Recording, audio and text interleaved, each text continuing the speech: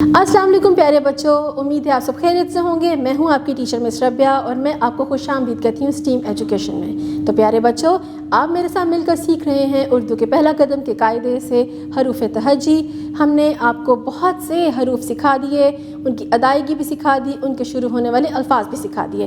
आज भी हम नया हर्फ सीखने जा रहे हैं, लेकिन उससे पहले हम सुनेंगे एक कहानी, क्योंकि कहानी में ही छुपा है वो नया हर्फ और उससे शुरू होने वाले नए अल्फाज। तो चलें शुरू करते हैं। तो नन्हे दोस्तों, ये है वसीम की कहानी। वसीम और उसकी बहन अपने स्कूल के साथ शुमाली इलाका जात की सैर को गए। वो वैगन में बैठे और बहुत लंबे सफ़र के बाद मरी पहुँचे।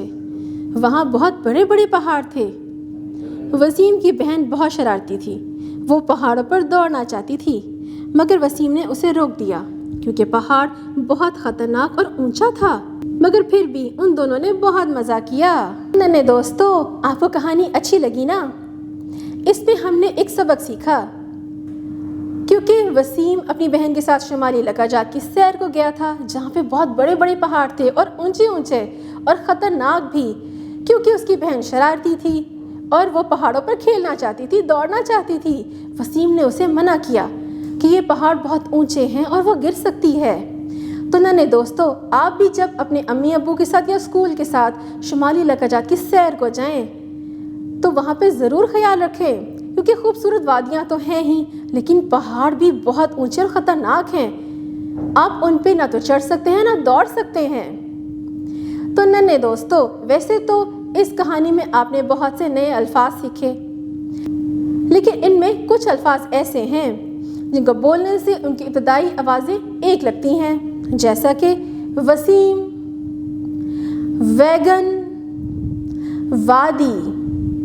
इनकी इब्तदाई आवाज़ क्या है? व। तो प्यारे बच्चों, यही है आपका आज का सबक। अब मैं आपको बताऊंगी कि ये वर्ड दिखता कैसा है, इसे कहते क्या है। तो चले शुरू करते हैं। तो नन्हे दोस्तों, अपनी स्क्रीन पर देखिए, ये है आपका आज का सबक, यानी कि वाओ। वाओ व, वाओ व। वाव खाली वाव कहता है व। ना तो इसके ऊपर छोटी तोएं हैं, ना ही कोई नुक्ता, ना ही कोई कश। वाव व। अब कहानी में भी हमने वाव से शुरू होने वाले नए अल्फाज सीखे थे ना। वाव व वसीम, वाव व वैगन, वाव व वादी। अब अपनी किताब खोलिए, हम जानेंगे वाव के बारे में। नन्हे दोस्तों, अपने इस किताब का सफ़ा देखिए। सबसे पहले तो देखिए एक बड़ा सा हर्फ कौन सा लिखा है। अभी हमने क्या बताया था? वाओ। अब कहानी में जैसे हमने पढ़ा था कि वसीम वैगन में बैठकर वादी की सैर को गया। वैगन, वादी, इसकी इब्तदाई आवाज़ क्या है? व, यानी ये वाव से शुरू होता है। वाव व, वैगन, वाव व, वादी। अब नीचे देखिए, ये कौन सी तस्वीर हैं? अरे ये तो फिर से वही वैगन है, वो वैगन। और ये किताब है, और किताब में क्या होते हैं?